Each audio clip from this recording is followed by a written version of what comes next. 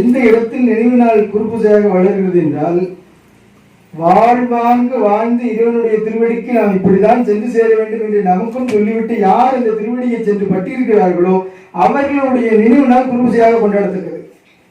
அந்த அடிப்படையில் தான் நாம் நாயன்மார்களுடைய குருபூஜை, அருளாளருடைய குருபூஜை, நமக்கு பாடம் சொல்லி கொடுத்த குருநாதருடைய குருபூஜை, ஆதினியுடைய குருபூஜை என்று நாம் வழி வழியாக கடைபிடித்தோம். என்னுடைய ஒரே நிகழ்ச்சி. இப்போ மாணிக்கவாசருடைய திருவாசகத்தை எடுத்து படிக்கும்போது ஒவ்வொரு இடத்துலையும் எழுது பாடின மாதிரி இருக்கும். சில பேர் கேட்பாங்க, என்ன இது ஒரே இந்த பாட்டு இப்படி பாடிட்டு இருக்கிறாங்க, கண்ணீர் வர மாதிரி பாடிட்டு இருக்காங்க, உட்காந்து பாட்டு பாடுற மாதிரி தெரியல, வேற மாதிரிலாம் கேட்குதுன்னு. வாயிலேந்தாய் வருக என்ற அருள் புரியாயே பாடுறோம். இப்படி பாடும்போது வேற மாதிரி இருக்கேன்னு சில பேர் கேட்பாங்க. அதே பாட்டுக்குள்ளதான் இருக்கு, முத்தூர்கள் தான் மும்பும் ஆலை தூக்கி, அது அங்கே இருக்கு. அப்போ கொண்டாட்டத்துக்குரியதும் அங்கே இருக்குது. நாம் எப்படி சென்று சேர வேண்டும் என்பதற்கான வழியும் அங்கதான் இருக்கிறது. நம்மை தாழ்த்தி கொண்டு, ஆன்மா தன்னை தாழ்த்தி கொண்டு இவனுடைய திருவிடியை நோக்கி முன்னேற வேண்டும் என்பதற்காக நான் வேஷம் போடுறேன், நாடகத்தால் உன் அடியார் போல் நடித்து இன்னும் சொல்லக்கூடிய ஒரு பாங்கும் அங்கதான் இருக்கு. சிந்திக்கணும். ஐயா ரொம்ப அழகாக வேகம் கெடுத்தாண்ட வேந்தன் என்பதற்கான பொருள் அங்கே சொல்லியிருந்தார் இந்த நூலில். நாங்கள் பேசுவதற்கான வாய்ப்பு சுருக்கமாக இருந்தாலும் முடிச்சு. வேகம் கெடுத்தாண்ட வேந்தன் என்பதற்கு ரொம்ப அழகான ஒரு விளக்கத்தை கொண்டு. ஏன் வேகம் வருது? தன்முனைப்பு. தன்முனைப்பு எங்க பிறக்கிறது? நான் யார் தெரியுமா, நான் என்ன கம்யூனிட்டி ஜாதி தெரியுமா, என் பேங்க் பேலன்ஸ் தெரியுமா, என்னுடைய பட்டங்கள் தெரியுமான்னு சொல்லும் போது வேகம் வருதான். அப்ப தன்முனைப்பு அடங்கணும் அப்படின்னா இறைவனுடைய அருளை நம்ம வேண்டி பெற வேண்டும். வேகம் கெடுத்தாண்ட வேந்தன் அடிகள். மிகப்பெரிய ஒரு சிந்தனை இருக்குது. ரொம்ப அழகா சொல்றாரு மணிவாசகருக்கு. ஏன் இந்த சிறப்பு, அவர் என்ன பண்ணினார் அப்படிங்கிறத, எழுதரு மறைகள் தேரா இறைவனை, மறைகள் தேடி கண்டுபிடிச்சு அவனை இன்னும் தேடிக்கிட்டே தான் இருக்கான். திருமறைக்காடு இன்னும் பூஜை நடந்துகிட்டே தான் இருக்கு. பூஜை முடியல, நடந்துகிட்டே இருக்கு இன்னும் பூஜை. அப்ப இன்னும் தேடி அதை கண்டுபிடிக்கல. வேதங்கள் ஐயா என ஓங்கி ஆழ்ந்த அகன்ற இப்படி தேடிக்கிட்டே இருக்கான். எழுதரு மறைகள் தேரா இறைவனை எல்லில் கங்குள் பொழுதரு காலத்து என்றும் பூசனை விடாது செய்து. இன்னைக்கு ஒரு நாள் பண்றது பத்தாது, நாளைக்கு பண்ண நேற்று பண்ணது பத்தாது. ஆன்மா என்னங்க இந்த உடம்புக்குள்ள எத்தனை நாள் கிடக்குதோ அத்தனை நாள் வரைக்கும், அத்தனை ஆண்டுகள் வரைக்கும் இது பூஜை செய்து கொண்டே இருக்க வேண்டும் இறைவனுடைய திருவடியை பற்றி. அதுதான் சொல்ற. பூசனை விடாது செய்து தொழுத கை தலைமையில் ஏற துளும்பு கண்ணீருள் மூழ்கி அழுது அடி அடைந்த அன்பன் அடியவர்க்கு அன்பு செய். நம்ம சொல்லுவோம் மாணிக்கவாசகர் கொண்டு வந்து 63 சேர்க்கலையே அப்படின்னு. இந்த குறைய சுந்தரமூர்த்தி சாமிகள் பாடவில்லை என்கின்ற குறையை பரஞ்சோதி முனிவர் திருவிளையாடல் புராணத்துல முழுமை பண்ணுகிறார். நமக்கு தோன்ற மாதிரி அவருக்கு உள்ள தோன்றிருக்கும் போது அதனால பார்த்தார். அடியாருக்கும் அடியன்னு சொல்லிட்டு போயிட்டார் சுவாமி, நம்மளும் வேற சொல்லணும்னு சொல்லி அழுது அடி அடைந்த அன்பன் அடியவர்க்கு அடிமை செய்வாம் என்று சொல்லி திருவிளையாடல் புராணம் மிக அழகாக பேசுகிறது. அப்படிப்பட்ட அடியார் தொகை நடுவே அமர்ந்திருப்பது நாம் பெற்ற பேரு. அந்த மானம்பாடி கோயில் பற்றி உங்கள்கிட்ட சொல்லியிருந்தேன் ஏற்கனவே. மானம்பாடி அப்படின்னு ஒரு தலம் இருக்குது. ரொம்ப நாளாக சிதிலமான ஒரு நிலையில் இந்த கோயில் இருக்குது. திருப்பணி ஆரம்பித்தாங்க. இந்து சமய அறநிலையத்துறையும் தமிழ்நாடு தொல்லியலும் சேர்த்து திருப்பணிகளை ஆரம்பிச்சதும் இன்னைக்கு தொழிலில் கிடக்குது. HRNC பண்ணுறதா தமிழ்நாடு தொல்லியல் பண்ணுறதாங்கிற ஒரு போட்டியில் நீ பண்ணுங்கன்னு அவங்க சொல்கிறாங்க, இல்லை நீங்கள் பண்ணுங்கன்னு அவங்க சொல்கிறாங்க. இப்படியே கிடக்குது. இப்போ என்னன்னா ஆரம்பத்தில் அந்த கோயிலுடைய திருப்பணியை எடுத்து செய்து தம்பதி அதை பிரித்தவர் இப்போ இல்லை, அவர் போட்டு போயிட்டார். இன்னொருத்தர் எடுத்து பண்ணார். பாதி ஒரு 3 அடி அந்த கோயிலில் கற்களை கொண்டு வந்து அடுக்கினார். இப்போ அவரும் போயிட்டார், விட்டுட்டு போயிட்டார். இப்போ மீண்டும் வேற யாரும் வந்து அந்த கோயிலை பண்ணாக்க தலையும் முடியாது காலும் முடியாது ஒரு சூழலில் அப்படியே ஒரு குவியலாக கிடக்குது அந்த கற்குவியல். இதில் என்ன சிறப்புனா தமிழ்நாடு அளவில் மட்டும் இல்லை, உலக அளவில் ஒரு முக்கியத்துவம் வாய்ந்த கோவில் இந்த கோவில். நம்ம தஞ்சாவூர் கோயிலில் உள்ள சில பேருக்கு அதை பற்றி தெரியாது.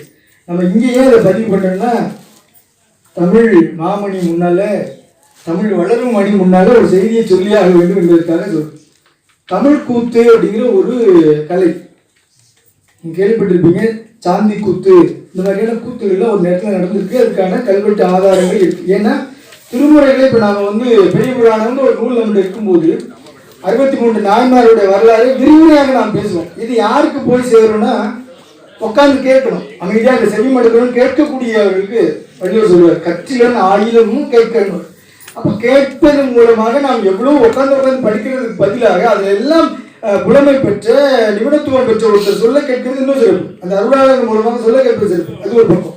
ஆனால் இன்னும் சாமானியர்களுக்கு போய் சேர்ந்தா அது ஒரு கூத்து, ஒரு நாடகம் அந்த மாதிரி நடத்தி கொண்டு போய் சேர்க்கணும் அப்படிங்கிறதுக்காக தான் திருவிழாக்கள்ல இந்த விழா நடந்திருக்கு. அதனால ஒரே சத்தமா இருக்குமா விழா. விழ ஒலி விண்ணளவும் சென்று விம்மி.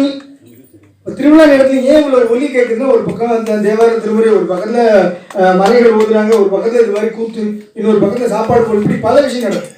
அப்போ இந்த கூத்து, வினோத கூத்து, சாந்தி கூத்து என்கின்ற 2 வகையான கூத்துகளிலே ஆரிய கூத்து, தமிழ் கூத்துன்னு. அதில் இந்த ஆரிய கூத்து நடந்திருக்கான கல்வெட்டு தகவல்கள் தமிழகத்தில் பல்வேறு கோயில்களில் கிடைக்குது. தமிழ் கூத்து அப்படின்னு நடந்ததுக்கான ஒரே ஒரு ஆதாரம் இந்த மானம்பாடி கோவில் கல்வெட்டு மாத்திரம். ஏன்னா இன்னைக்கு நம்ம தமிழ் சார்ந்து எவ்வளவோ விஷயங்களை தேடிக்கொண்டிருக்கிறோம். இன்றைக்கு இது மாதிரியான முற்றோதல் நடக்கணும் பாருங்க. முதல் திருமுறை தோடுடைய செவின்னு தூங்கும் போது தமிழ் ஞான சம்பந்தம் பதியத்தினுடைய கடைக்காப்பில் வரும்போது அங்கேயே தமிழ் என்பதை அவர் பதிவு செய்கிறார். இன்னும் சில இடத்துல சொல்லுவாங்க, அது தமிழ் அந்த திருமுறையிலே உள்ள இலக்கியங்களுக்குள்ள சங்க இலக்கியங்களுக்குள்ள தமிழ்ங்கிற வார்த்தையே இல்லைன்னு ஒருத்தர் வந்து பேசுகிறார். இப்போ நம்ம சொல்கிறோம் பிளஸ் போர்டில் திருமுறைகளை காணுன்றோம். அதான் பெரிய புராண மாமனின்னு பார்க்கும்போது அதுக்குள்ளே திருமுறைகள் அடக்கமாக இருக்கின்றன. அதுபோல தமிழ்ங்கிற வார்த்தை இல்லைன்றாங்க. ஞானசம்பந்த பெருமான் தோடுடைய செவி நீங்கள் தூங்கும் போது கடைக்காப்பிலேயே தமிழ் ஞான சம்பந்தம் தமிழ்ங்கிற வார்த்தையை கொண்டு வந்து அங்கே சேர்த்துல. அந்த அடிப்படையில் தமிழ் கூத்து என்கின்ற ஒரு கலை நடந்திருக்காங்க. மிகப்பெரிய ஒரு ஆதாரம் கல்வெட்டாக இருக்கக்கூடிய கோவில் இது. கையில் இருக்கக்கூடிய பொக்கிஷங்கள் தமிழ் சார்ந்த, சைவம் சார்ந்த இந்த செய்திகளெல்லாம் இன்றைக்கு நாம் பாதுகாத்தும் வரக்கூடிய தலைமுறைக்கு கொண்டு போய் சேர்க்க வேண்டிய மிகப்பெரிய ஒரு கடமை நமக்கு இருக்கிறது என்பதை சொல்லிக்கொண்டு, இதில் இந்த கோவில் சம்பந்தப்பட்ட செய்திகள் முழுமையாக இருக்கிறது. என்ன பண்ணியிருந்தோம், இது இப்போ என்ன நடந்துட்டு இருக்கு அப்படிங்கிறது இந்த தமிழ் கூத்து அப்படிங்கிற கல்வெட்டு தகவல்கள் இருக்கு. ஏன் கொடுக்குறதுன்னா காலண்டரில் இருக்கிற ஐயாட்ட இதை கொண்டு போய் சேர்க்கணும் இருக்காங்க கொடுக்குறேன். தென்னாடுடைய சிவனே போற்றி. பாருங்க, ஒரு செய்தியை ஒருவர் மூலமாக நாம் கடத்த முடியும். ஆனா யார் மூலமா எந்த செய்தி போனா எல்லாருடைய கவனத்தையும் அது ஈர்க்கும் என்பது.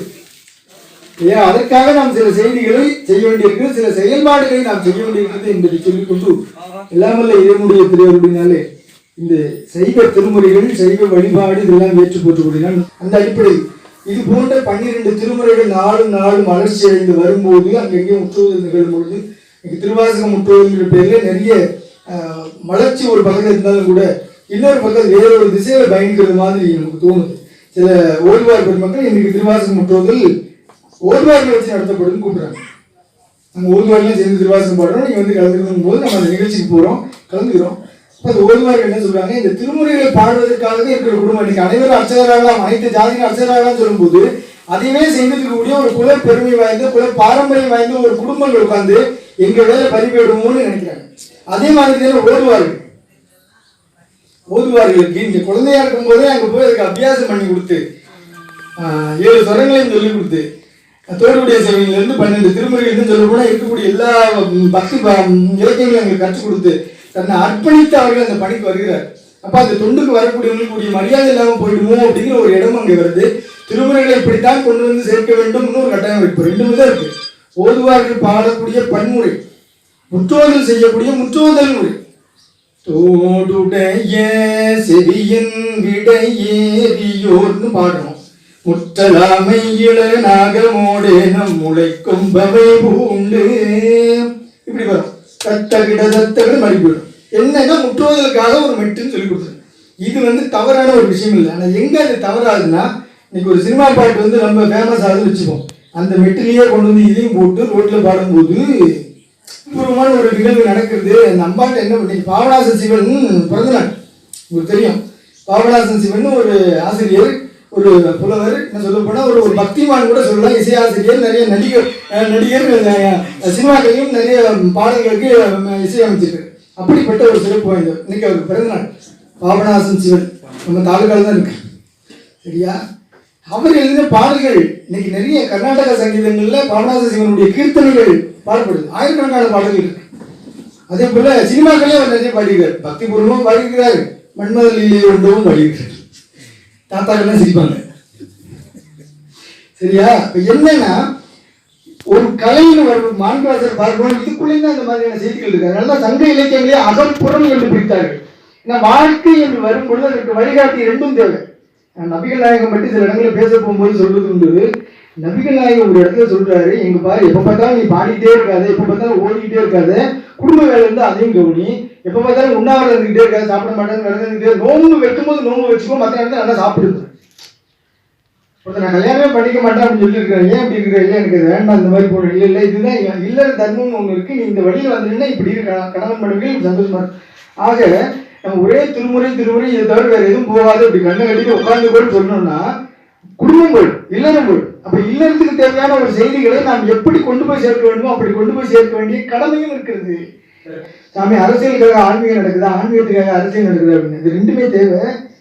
நம்ம நாயன்மார்கள் வரலாறு இருக்கட்டும், இல்லைன்னா பெரிய புராணத்துல இருந்து நம்ம மாணிக்கவாசருடைய வரலாறு வரைக்கும் இருக்கட்டும், அதுக்குள்ளேயும் அரசியலும் ஆன்மீகம் சேர்ந்து பயணிச்சுக்கிறது, அது மாற்றுக்கிறதே இல்லை.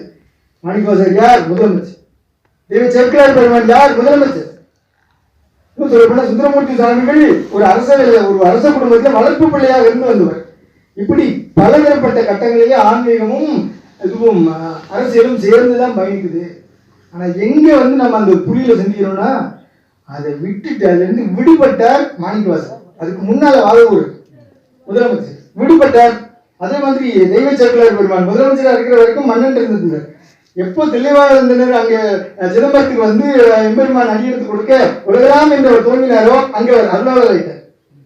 பல வரலாறு நாம சொல்லலாம். இன்னும் சொல்ல போனா சிறுத்துண்ட நாயனார் பரஞ்சோதியாக இருக்கிறார்.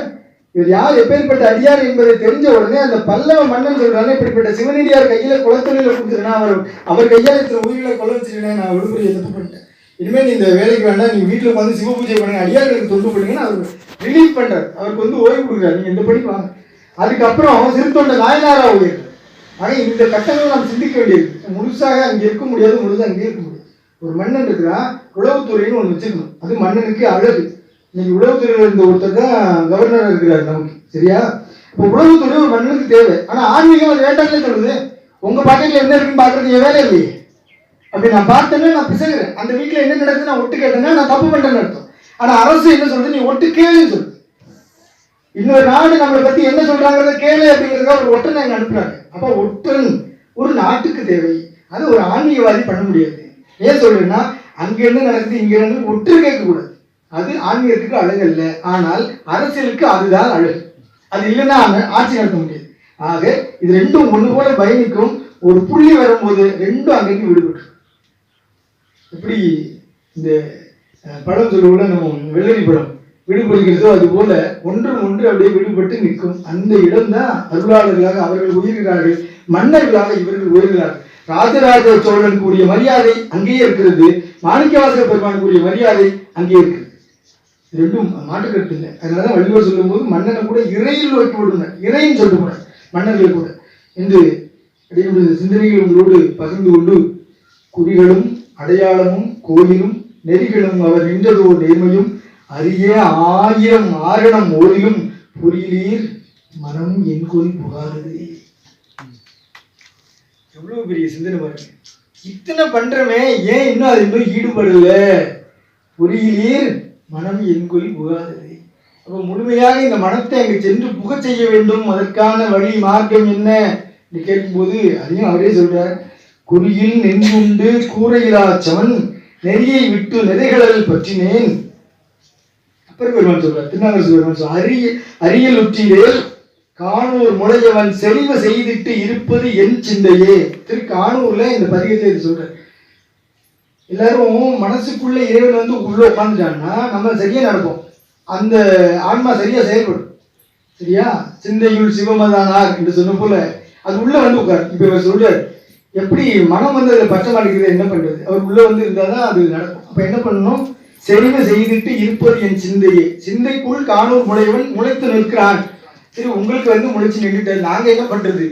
திருநாவுக்கரசர் கேட்டா, வாழ்த்தவாயும் நினைக்க மன நெஞ்சும் தாழ்த்த சென்னியும் தந்த தலைவனை சூழ்த்த மாமல தூபி துதியாதே ஒழித்தவா வினையே நெடுங்காலனே. இப்ப இத்தனையும் உனக்கு கொடுத்துருக்கல, அத்தனையும் கொடுத்த அந்த இறைவனை வாழ்த்தி வணங்கினாதான் இதுகளை அவன் உள்ள வந்து உட்காரும். அப்ப இது அத்தனையும் செய்தால் காணூர் முளையவன் என் சிந்தைக்குள் இருப்பது போல உங்கள் அனைவருடைய சிந்தைக்குள்ளும் அவன் வந்து அமருவான். அப்போ இது அவன் சொல்ல வேண்டியதில்லை, பொறியிலில் எனக்கு ஒரு மனம் மனம் புகுந்து விடும். ஏன் மனத்துக்குள்ள அவன் புகுந்து விடுவான். அதனால இந்த வழிபாடுகளை காலமாக நமக்கு பெரியோர்கள் குருநாதர்கள் கற்றுக் கொடுத்த அந்த வழிபாடுகளை மார்க்கங்களை சரியாக நாம் பின்பற்றி வந்தோமே ஆனால் அவர்கள் எப்படி அந்த திருவடியை சென்று பற்றினார்களோ அதுபோல நமக்கும் பற்றக்கூடிய ஒரு பாக்கியம் கிடைக்கும் என்று கேட்டுக்கொண்டு எல்லா அன்பர்களுக்கும் செல்வ யோகமிக்க பெருமாள் சித்திக்கு பிரார்த்தித்து, தாமதமாக வந்து கொஞ்சம் நீளமாக பேசிவிட்டேன், ஆனால் கொஞ்சம் நேரமாக இருந்தாலும் கூட அடியார் பெருமக்கள் பொறுத்தல்ல வேண்டுமாக கேட்டுக்கொண்டு இந்த ஸ்தானத்திலே 12 திருமுறை வழிபாட்டை துவங்குகிறோம். தோளுடைய செவியன் என்று துவங்கி இந்த 12 திருமுறைகளையும் அருளாளர்கள் 27 ஆசிரியர் பெருமக்கள், இன்னும் சொல்ல போனால் சிவபெருமானே அதற்குள் ஒரு ஆசிரியராகவும் நின்று அருளிக்கக்கூடிய ஒரு திருமுறை. துரிஞான சம்பந்தர், வாகீசர், சுந்தரர் என்று சொல்லி அற்புதமான முறையில் ஆசிரியருக்கான வாழ்த்துக்களை நாம் பாடிக்கொண்டு வழிபாட்டை தூங்குகிறோம். அம்மையார் அவர்களுக்கும் அவருடைய அடியார் பெருமக்களுக்கும் எல்லாம் வல்ல இறைவனுடைய நல்லருடையினாலே சகலத்திலும் பெருவாள் சித்திக்க மீண்டும் பிரார்த்தித்தவனாக இந்த அளவை உரிய நேசி. திருச்சிற்றம்பலம். தென்னாருடைய சிவனே போற்றி, காவாய் கனகத்திரளே போற்றி, ஆரூர் அமர்ந்து அரசே போற்றி, நால்வர் பெருமக்கள் திருவடிகள், அடிபான் உம்மை நாயன்மார் திருவடிகள், செக்குளார் பெருமான் திருவடிகள், ஐயா புகழ் வாழ்க வாழ்க வாழ்க. தென்னாடுடைய சிவனே போற்றி, அண்ணாமலை வண்ணா போற்றி, ஞான சம்பந்த பெருமான் மலரடிகள். முதல் திருமுறை திருப்புரமபுரம் அட்டபாடி பண்ணில் அமைந்த முதல் திருமுறை தோடுடைய செவியின் பதியும். தோடுடைய செவியின் விடையேறியோர் தூவன் மதிசூடி, காடுடைய சுடலை பொடி பூசிய உள்ளம் கவர்கள், ஏடுடைய மலரா முனைநாள் பணிந்தேத்த அருள் செய்த, பீடுடைய பிரமாபுரம் மேவிய பெம்மாயிரம் நன்றே, முற்றலாமை இளநாகமோடேன முளைக்கொம்பமை பூண்டு, வற்றலோடு கலனா பலிதெந்தனது உள்ளம் கவர்கள், கற்றல் கேட்டல் உடையார் பெரியார்கள் கையால் தொழுதேத்த, பெற்ற மூர்ந்த பிரமாபுரம் மேவிய பெம்மானிவன் நன்றே, நீ பரந்த நிமிர் புஞ்சடை மேலோ நிலாவன் மதிசூடி, ஏ பரந்த இனவள் வளை சோரையில் உள்ளவர்கள், ஊர் பரந்த உலகின் முதலாகிய ஊர் இது என்ன, பேர் பரந்த வீரமாபுரம் மேவிய பெம்மானிவன் நன்றே, மகிழ்ந்த மதில் எய்ததும் அன்றி விளங்குதலையோட்டில், உன்மகிழ்ந்து பலி தேறிய வந்தனது உள்ளங்கவர்கள்,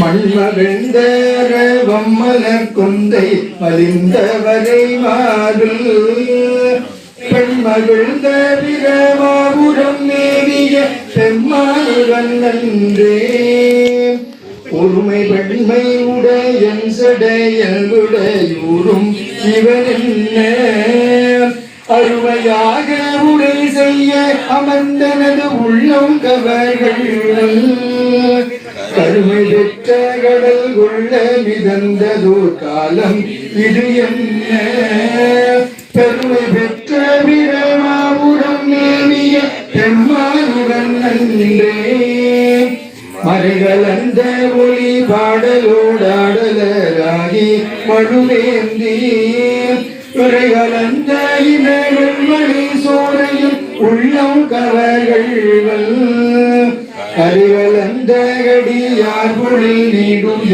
சோலை கதிர் திந்த, பிறைகளந்த பிரமாபுரம் மேவிய பெம்மானிவன் நன்றே, கருமுயங்கு புனலன் அனலன் எரிசி சதுர்வெய்த, உடனுயங்கும் அறவோடுகி கந்தனது உள்ளங்கவர் கள்வல், கருமுயங்கு களி சூக்குளிர் காணலம் பொன்னஞ்சிரகன்னம், கருமுயங்கு பிரமாபுரம் மேவிய பெம்மானிவன் நன்றே, இயரிலங்கு வரை உந்திய தோள்களை வீரம் விளைவித்த, உயர் சற்றனது உள்ளம் கவர்கள் புயலங்கும் உலகில் பல ஒளிகள் தோன்றும் பொழுதெல்லாம் பெயரிலங்கு பிரமாபுரம் தேவிய பெம்மானிவன் நன்றே காணுதல் செய்திரை காணிய மாலோடு கண்டாமரை நீ முதல் செய்தொழியதான் எனது உள்ளம் கவர்கள் காணுதல் செய்மகளிர் முதலாகிய வையத்தவர் பேணுதல் செய்பிரமாபுரம் நேடிய பெம்மானிவன் நன்றே புத்தரோடு பொறியில் சமணும் புறங்கூற நெறியில்ல ஒத்த சொல்ல உலகம் வலிதென்றனது உள்ளம் கவர்கள் மத்த யானை மருக உரி போர்த்ததோர் மாயம் இது என்ன சித்தர் போலும் பிரமாபுரம் தேவிய பெம்மானுவன் நன்றே அருணிய மறை வல்ல முனியகன் பொய்கையலர் மேய பெருநெறிய பிரமாபுரம் நேரிய பெம்மானிவன் தன்னை ஒரு நெறிய மனம் வைத்துண ஞான சம்பந்தன் செய்ய திருநெறிய தமிழ் வல்லவர் தொல்வினை இதழ் எளிதாகே திருநெறிய தமிழ் வல்லவர் தொல்வினை இதழ் எளிதாகே திருச்சிற்றம்பலம் நம பார்வதீவரே தென்னாடுடைய சிவனே போற்றி பெருமாபுரம் ஏறிய பெருமான் மலரடிகள் துணியான சம்பந்த பெருமான் மலரடிகள் காவாய் கனகத்திருளே போற்றி மதுரமந்த அரசே போற்றி காவாய் கனகத்திருளே போற்றி நால்வர் புட்பாத கமலங்கள் புலவர் மாமணியார் புகழ் வாழ்க வாழ்க